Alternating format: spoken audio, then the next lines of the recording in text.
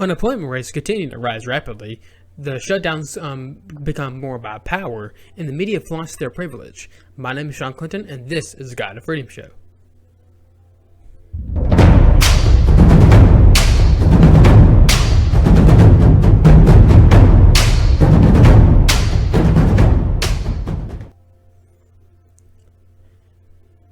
Alrighty, guys. I hope everyone has had a great week so far. Happy Friday. But we have a lot to get to today, so let's not waste time here. And I don't know. There's probably most of y'all, a lot of y'all probably noticed that I have a new kind of weekly show going on. And this is all that's gonna be temporary, just until this thing slows down, or until I get back to work in a couple weeks or in a week or so. But it's crazy. Like, it's been a long week. It just feels like last time I did my weekly show, it felt so long ago. It was only literally a week ago. So it's definitely been a crazy week. And of course, this whole coronavirus thing is just getting more and more crazy every day. More numbers keep going up and everything. Death rates keep going, or number of deaths keep going up, but the actual death rates continue, like the fatality rate, but percentage wise keeps going down. So that's a really good thing right there. But see, today, it is going to be kind of about the coronavirus, but it's going to be kind of the effects it's having on the country as a whole, because there's a lot of things that's been going on because of this whole thing, because of the shutdowns and everything, and it's gonna have a lasting effect on this country, more so than the actual coronavirus itself. So let's start with the whole unemployment thing. So if you've been kind of following the kind of economy for the last few years or so, it's been pretty darn good. It's really good. Like, the unemployment rate was at an all-time low for all groups of people. It was kicking, and then suddenly the whole coronavirus thing came up, and now the unemployment rates have just now skyrocketed up. So as of yesterday, April 2nd, the unemployment filings, about 6.6 million people have filed for unemployment since this whole shutdown thing happened, and that's like doubled from last week. So here's actually, this is a piece from 538 to kind of give you like what exactly is going on.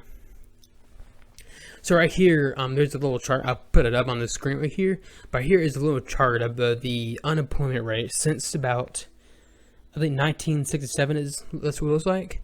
So yeah, it's been kind of goes up and down a little bit that's about the number of people who've had it.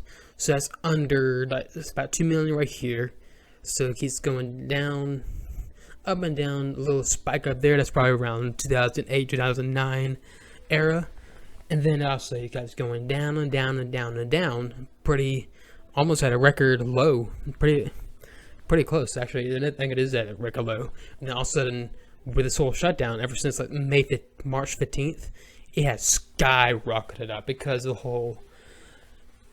whole shutdown thing and everything. It's pretty freaking insane.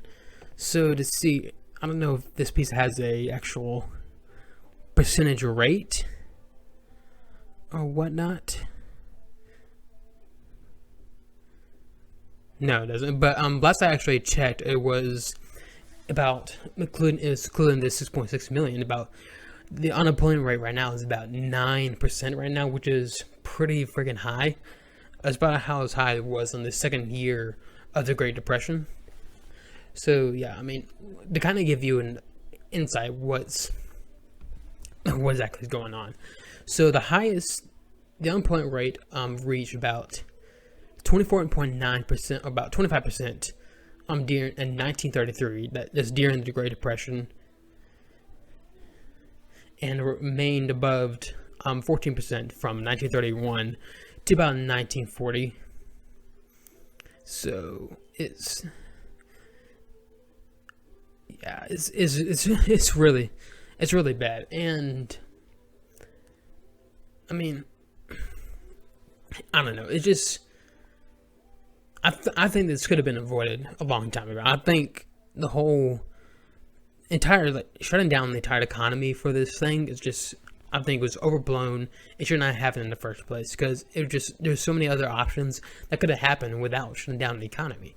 Like, we could have been isolating the people who are the most risk, of course, like, or at least like keep them and put out resources toward protecting them. You know, the elderly, the most people with health conditions and everything, and let everybody else kind of just go about their lives.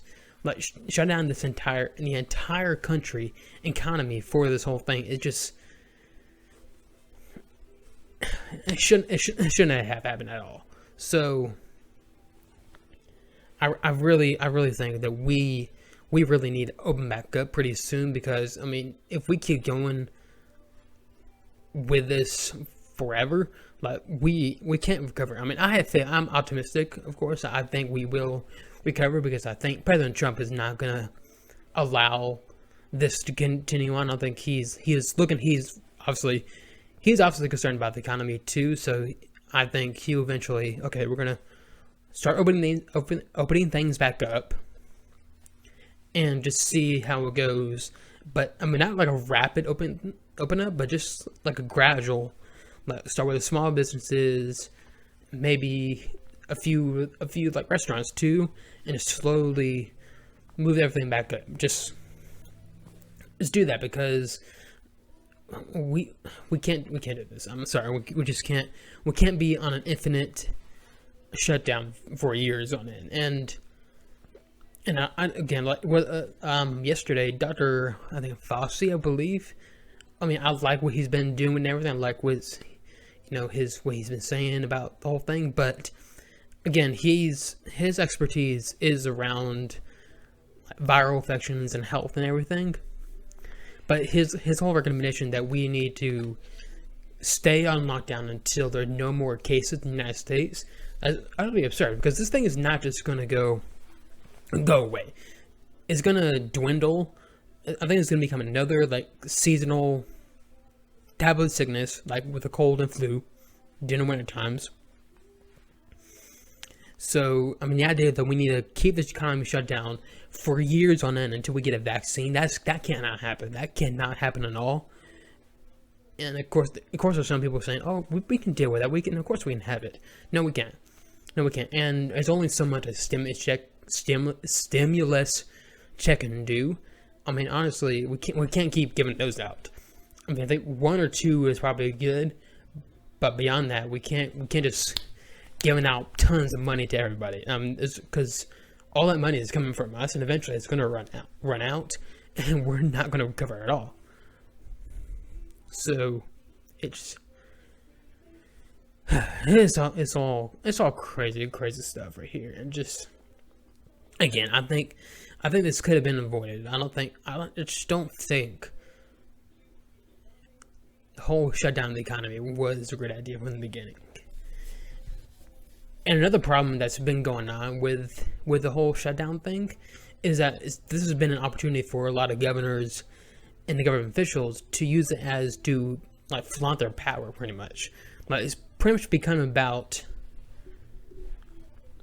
them giving. Where's that going? It's pretty much about showing their power rather than helping people.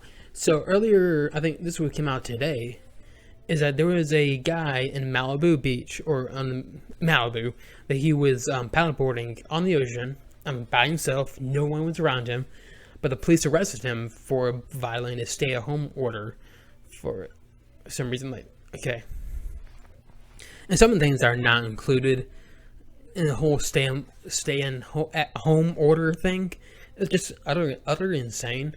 Because there's some places, here in Georgia, where we have a stay-at-home order, you're allowed to go out and walk, go to parks and everything.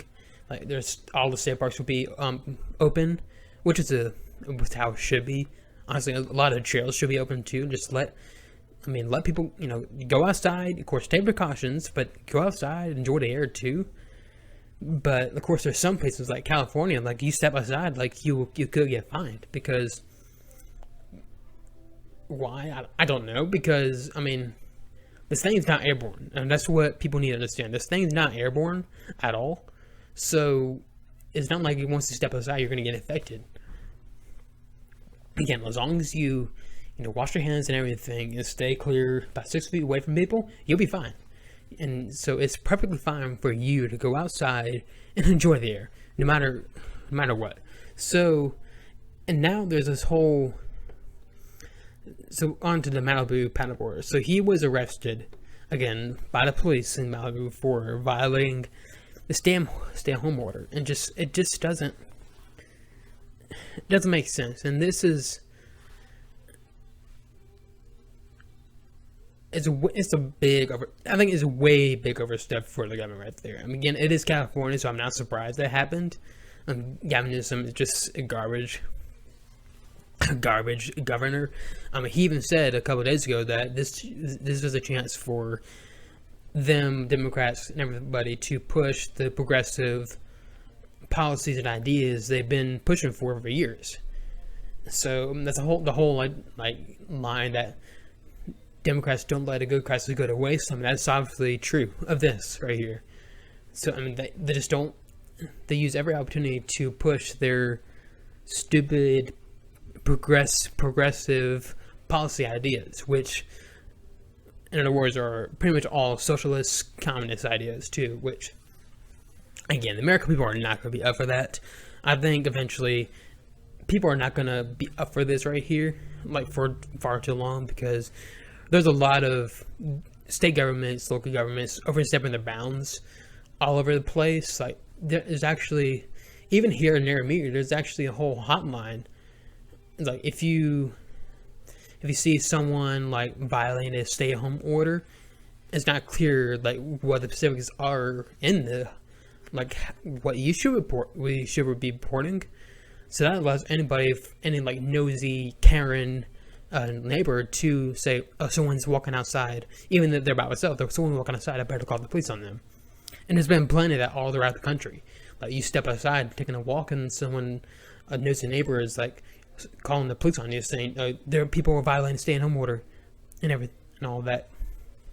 Again, you're not going to get sick just by stepping outside. Actually, if you go outside, it actually helps your immune system too.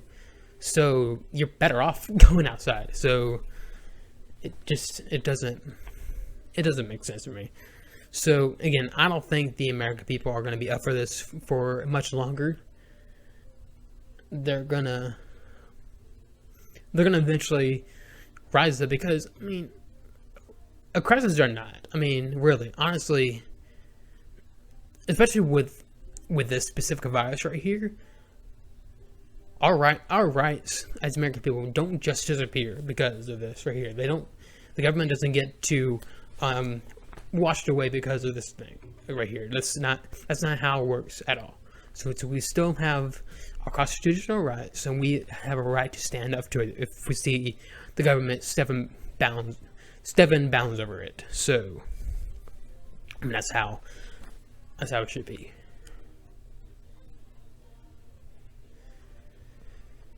Man, it's all crazy stuff. And I mean, another thing that's been bothering me about it too is that the entire the government, the media has been just utterly garbage during this whole thing.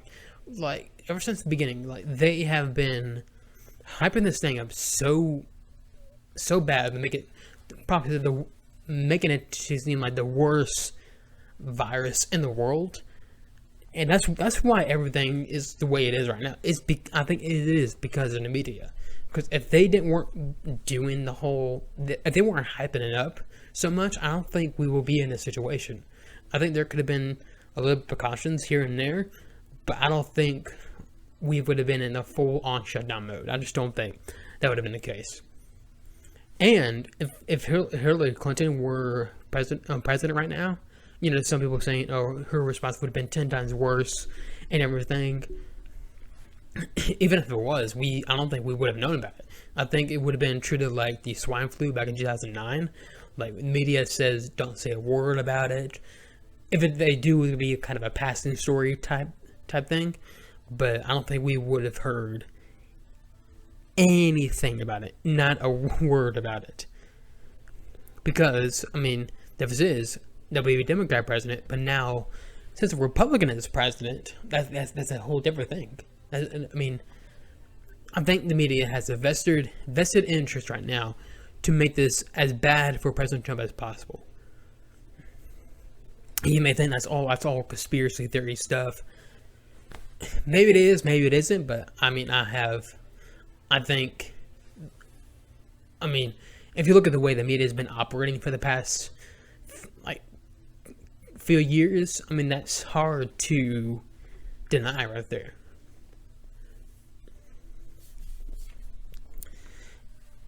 And another thing that the media is not only they have it up, they've been ignoring all like the good things that was coming about this. Like all they talk about is this, the number of people who have it and who die from it. They don't say a word about who has recovered from it. Not a word. Because again, excuse me, they have a vested interest to make this as bad as possible for President Trump. That's pretty much all they have. That's their main goal right now.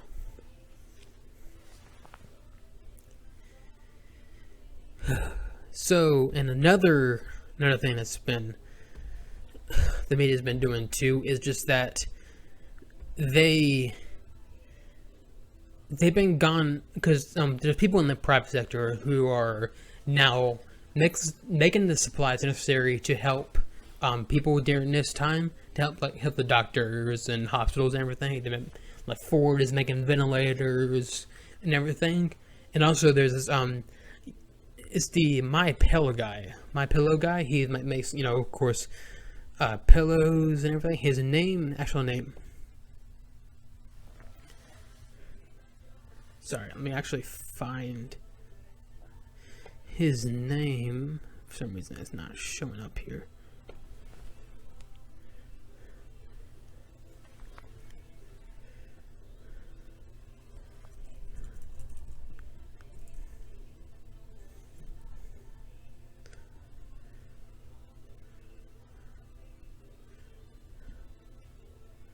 Okay, so the founder of My Pillow, his name is Michael J. Lindell, and basically, I mean, he has a very cool story too. He was, a drug addict. Years ago, he was like on the streets pretty much, and I think he got arrested. I could be wrong, but I mean, I think he got arrested for it too. But eventually, he turned his life around, got to clear the addiction, turned his life to Christ, and everything. Now, then he started a pillow company, which employs about 1,500 people. And I mean, apparently a lot of people are saying it's actually a really good pillow. I mean, I don't have one, so I can't judge that. But I mean, he's just like it's set in Minnesota, but he seems like a really great guy. He treats his employees well and everything. And what's really cool about it, like what he's been doing too, is that he actually he redid his company temporarily to make it to where they're actually making a bunch of masks for hospitals and everything, which is because hospitals were very short on masks as well. So I mean, this is really good right here for them to do. But I'll get to the details of what the media said and what's going on with this whole thing. But first, you got to go over to YouTube or the God and Freedom blog to listen to the rest of it. So not only you get the rest of this episode, you could go get to where you go over the book of John and everything. I'll be John chapter 11 today, and also you can get the good stuff of the week at the end. Yeah, remember you can find me on your favorite podcast listening sites like Apple Podcasts, Spotify, and SoundCloud. Otherwise, I'll see y'all next week. My name is John Clinton, and this is the God and Freedom Show.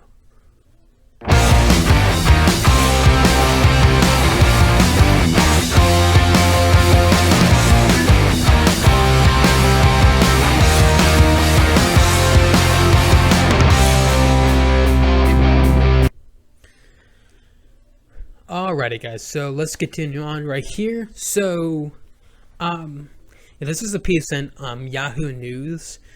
It's about this, like, it's a long time Trump supporter who is angry, I guess, for My Pillow guy coming up to the press conference the other day, talking about him making masks from his company. So I don't know why he would be mad at it. It just doesn't make sense. But here's what the piece says right here. Mike Francesa, I hope I'm saying it right, a New York sports radio legend, longtime supporter of Donald Trump, has hit out at the president's response to the coronavirus pandemic. Mr. Francesa, known as the sports pope in New York, criticized Mr. Trump for a White House press conference on Monday in which the CEO of a pellet company spent considerable time praising his efforts. Hospitals don't have the supplies they need, so don't give me the My Pillow guy doing a song and dance here on a Monday afternoon when people are dying in Queens. What I mean, My Pillow guy, like, he's literally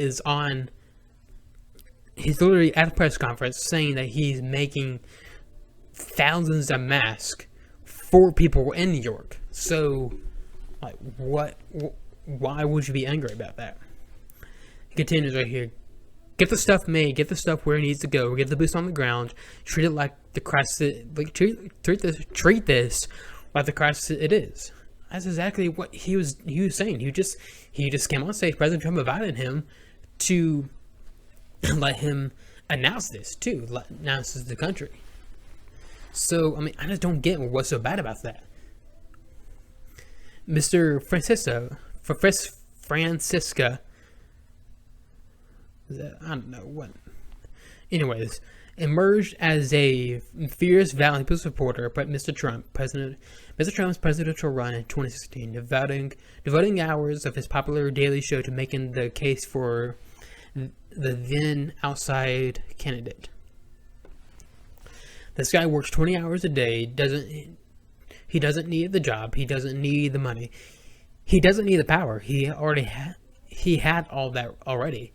I think it's about doing a good job. His ego would not let him do anything but a good job because he's driven. This week said in 2016.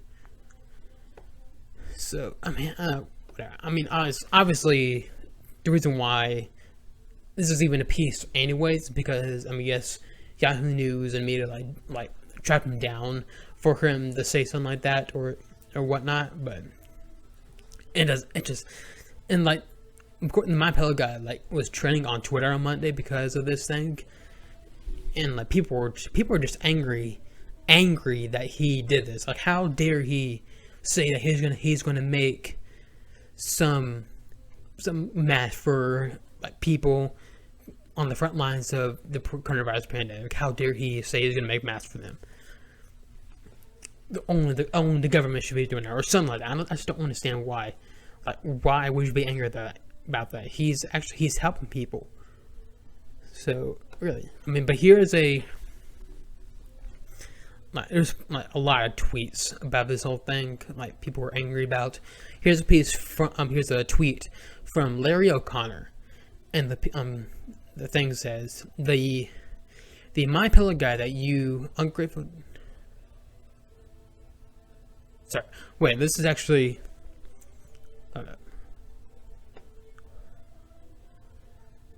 Yeah, this is actually a tweet from Larry O'Connor. He's actually saying something good about. It's actually something good about Mike right here. The My Pillow guy you ungrateful jerks are ranting about is named Real Mike Lindell, and he just retold his company to provide 50,000 masks per day, face masks per day, while we get through a deadly global pandemic. You don't need to thank him, but you could at least shut the F up while about him, which is completely true. And there were plenty of tweets about him, people going off on him. Anyways, I'm gonna actually go find those tweets real quick. I'll be right back. Okay, so here's actually some tweets that the left's actually figuring out about the My Pillow guy. So here's something from a guy named Tyler Buchanan. I'm so bad with names.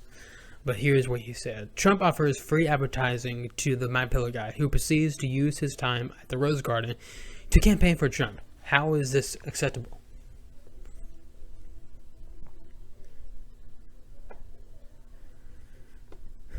Here's another tweet. Haven't seen any actual doctors at this coronavirus briefing, but at least we got the MyPillow guy.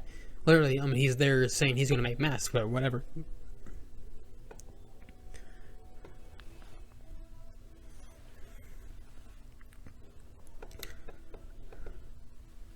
And here's a tweet from a guy named Kevin Cruz. Boy, do you sell those pillows. It's amazing what you do. And now he's inviting MyPillow guy up to give an infomercial at the Rose Garden. And now the MyPillow guy is urging us all to return to God, read our Bibles at home. And as we realize how amazing Trump's glorious leadership has been. And no, I'm absolutely not kidding. My God, we are all going to die.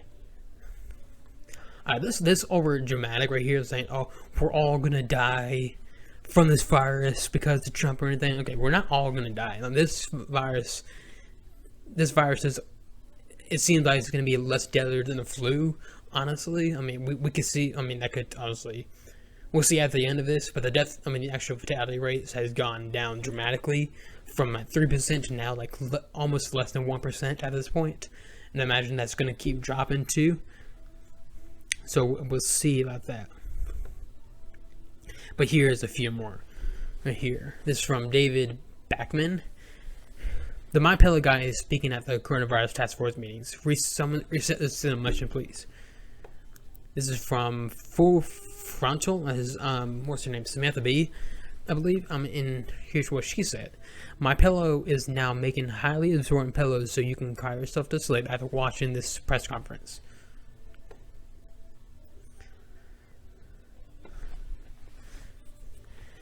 Here's a Palmer report guy. I don't know what his name is. Trump has the MyPillow up there. MyPillow guy up there rambling about a bunch of BS. Why are CNN and MSNBC airing this? Putting this stuff on television is treason. Okay, how is it treason for a guy to come up saying he's gonna make masks for everybody and saying, telling people saying that, God is your hope. Christ is who you should put your hope in. Like, what's so wrong with that? That's not treason at all. But it continues on right here.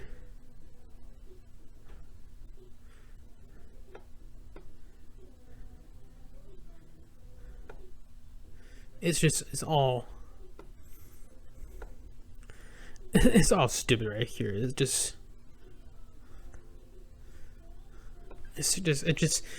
weird to me. Like, I just don't understand what is so bad about this. And I think the reason why everybody's all up in arms about it is simply because that he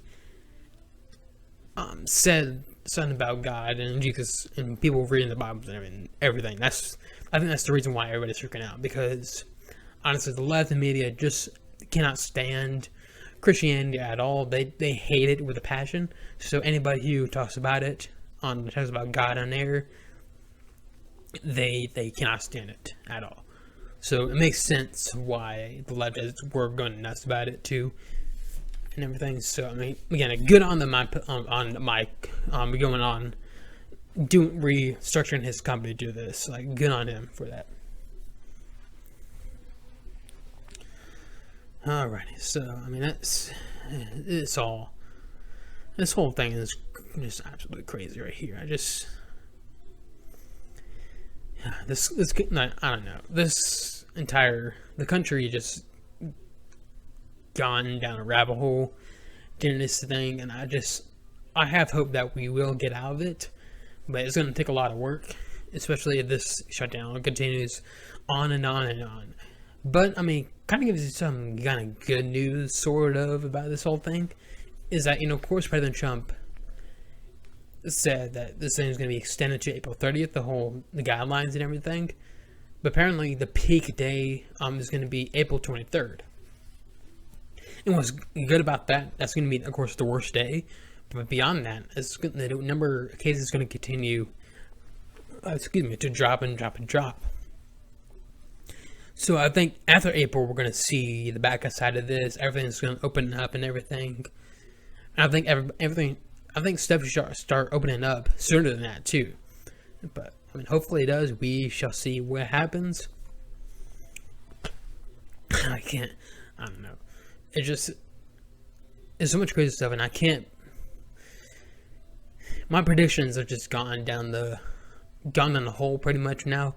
Like, I can't make a prediction about the presidential race anymore.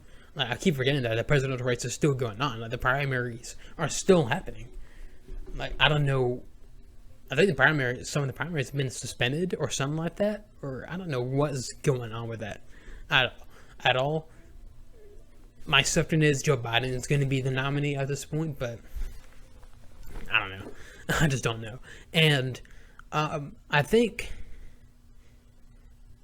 if I had to put money on it, I think Trump will come out as victorious in the election. I hope that does happen, but we'll see. When this whole thing is over, we shall see what happens.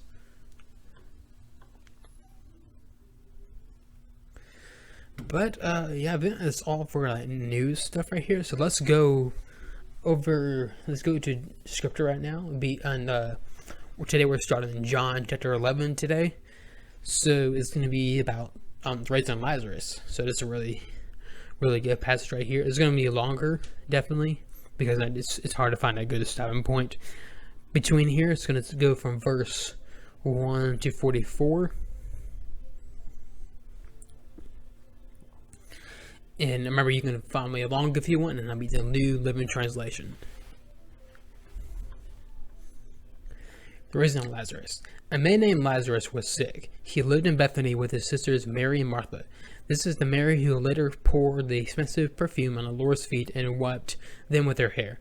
Her brother Lazarus was sick, so the two sisters sent a message to Jesus, telling him, "Lord, your dear friend is very sick." But when Jesus heard about it, he said, "Lazarus' sickness will not end in death. No, it happened for the glory of God, so that the Son of God will receive glory from this." So although Jesus loved Martha, Mary, and Lazarus, he stayed where he was for the next 2 days. Finally, he said to his disciples, "Let's go to Judea." But his disciples objected. "Rabbi," they said, "only a few days ago the people in Judea were trying to stone you. Are you going to go there again?" Jesus replied, "There are 12 hours of daylight every day. During the day, people can walk safely. They can see because they have the light of this world. But at night, there is a danger of stumbling because they have no light." Then he said, "Our friend Lazarus has fallen asleep, but now I will go and wake him up." The disciples said, "Lord, if he is sleeping, he will soon get better." They thought Jesus meant Lazarus was simply sleeping, but Jesus meant Lazarus had died. So he told them plainly, "Lazarus is dead, and for your sakes I'm glad I wasn't there. For now you will really believe. Come, let's go see him." Thomas, nicknamed the twin, said to his fellow disciples, "Let's go too and die with Jesus." When Jesus arrived at Bethany, he was told that Lazarus had already been in his grave for 4 days. Bethany was only a few miles down the road from Jerusalem, and many people had come to counsel Martha and Mary in the loss. It's also kind of important to note right here, something that was popular in Jewish tradition back in that time, is that beyond 2 or 3 days, it's possible, if someone's basically dead beyond 3 days or so, they are considered dead, and they're buried alive. Or not, it's not buried alive, but they're buried, given a funeral and everything.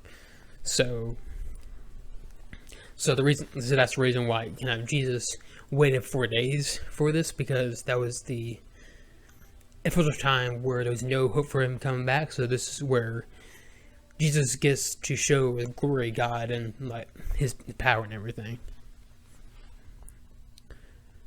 When Martha got word that Jesus was coming, she went to meet him, but Mary stayed in the house. Martha said to Jesus, "Lord, if only you had been here, my brother would not have died. But even now, I know that God will give whatever you ask."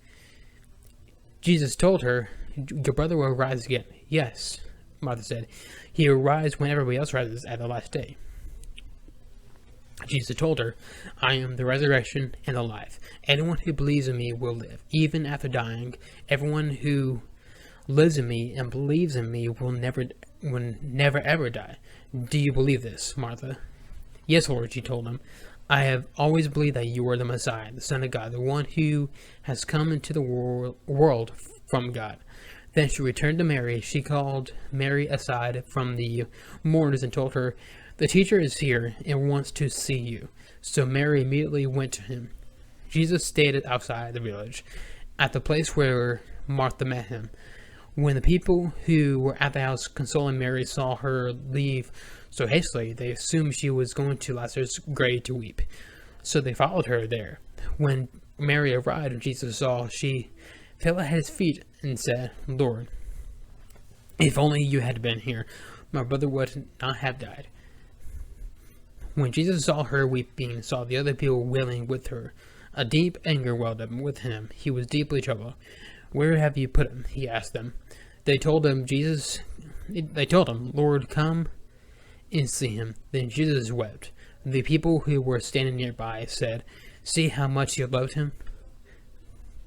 But some said, "This man healed a blind man. Couldn't he have kept Lazarus from dying?" Jesus was still angry as he arrived at the tomb. A cave with a stone rolled across its entrance. "Roll the stone aside," Jesus told them. But Martha, the dead man's sister, protested, "Lord, he has been dead for 4 days. The smell will be terrible." Jesus responded, "Didn't I tell you that you will see God's glory if you believe?" So they rolled the stone aside. Then Jesus looked up to heaven and said, "Father, thank you for hearing me. You always hear me, but I said it out loud for the sake of all these people standing here, so that they will believe you sent me." Then Jesus shouted, "Lazarus, come out." And the dead man came out. His hands and feet were bound in grave cloths, his face wrapped in headcloth, and Jesus told them, "Unwrap him and let him go." So yeah, I mean, this is a really great passage right here. Like one of Jesus' greatest miracles right here. It's really fascinating stuff. Really fascinating stuff, and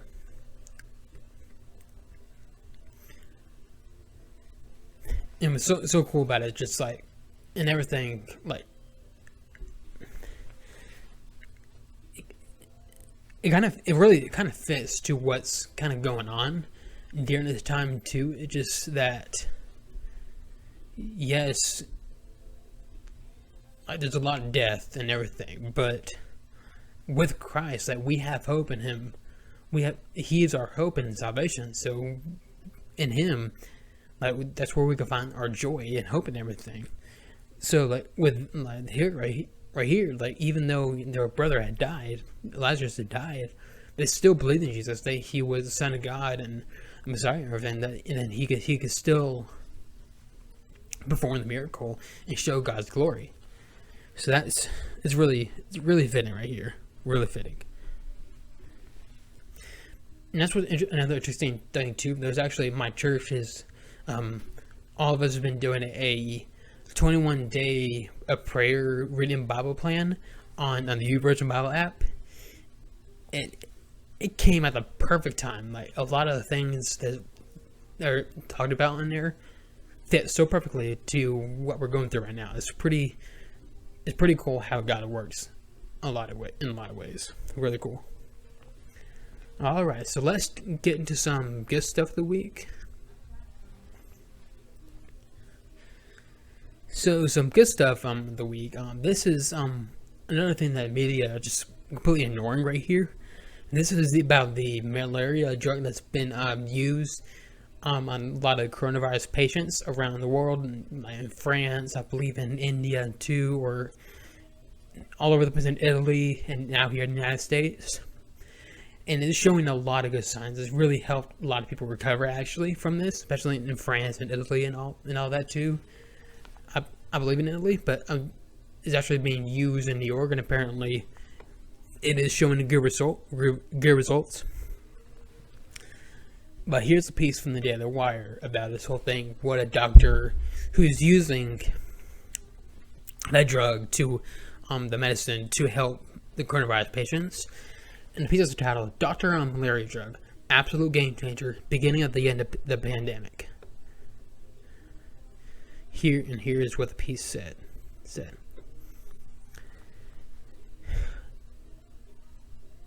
An infectious disease doctor told Fox News on Wednesday night that using hydroxychloroquine and azithromycin, to treat patients that have the coronavirus was an absolute game changer, and that it was the beginning of the end of the pandemic. Appearing on Fox News, the Ingram, can't scratches on, cannot talk. The Ingram Angle with host Laura Ingram, Dr. Stephen Smith explained why he believes the regimen has been effective to treat his patients. Smith began explaining what being intubated means. He's saying it actually means putting a tube down your trachea and then placed on the ventilator for respiratory support. We've had, I mentioned, 20 intubations. Most all of them have occurred in the first 2 days. Smith continued. More importantly, no person has received 5 days or more of the malaria drug combination and has been intubated. The chance that occurring by chance, according to my son's Judaism stats, are the stats for me are 0.00 something. It's ridiculous low no matter how you look at it. We worry about selection bias in this situation, but I cannot think of a reason why, if all else is equal, why people have received 5 days or more, even 4 days of more of this medicine regimen, and wouldn't get intubated. When asked by Ingram if it was a game changer, Smith responded, "It's a game changer. It's an absolute game changer. I think this data will go to really support the French data, and now you have actually have a comparison. I'm saying that this regimen works or not. We'll get some real stats besides my son's to look at that. Statisticians besides my son look at that. I'm sorry, I can't. I think this is the beginning of the end of the pandemic, which is okay. This is all. It's all really good right here. I hope this is all true and everything. And again, it's showing a lot of promising signs and everything. This particular medicine.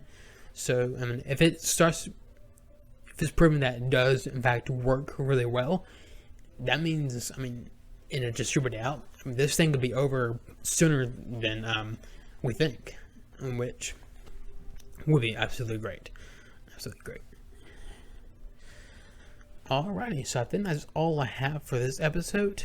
So yeah, I'll be back here next week with all the other crazy stuff. I probably won't even talk about the coronavirus stuff again, but remember, I'm doing the whole new quarantine edition of the God and Freak Me show now, so definitely check that out. It's this week, coming up week is I'm gonna try to do it Monday to Thursday. Thursday is gonna probably be my last one, or actually the Monday the 13th is gonna be my last one, so it's gonna be pretty cool.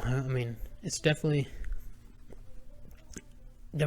different from doing this show too, because this one is more structured, but that one is more kind of informal and everything. So that's been cool. But again, I'm back here next week, or with all the other stuff.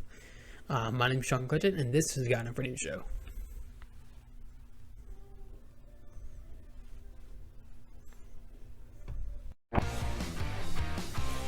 If you enjoyed this episode of the God and Freedom Show, hit that like button and follow the page to get more content. You can also find me on your favorite podcast listening sites like Apple Podcasts, Spotify, and SoundCloud. Thank you for listening or watching.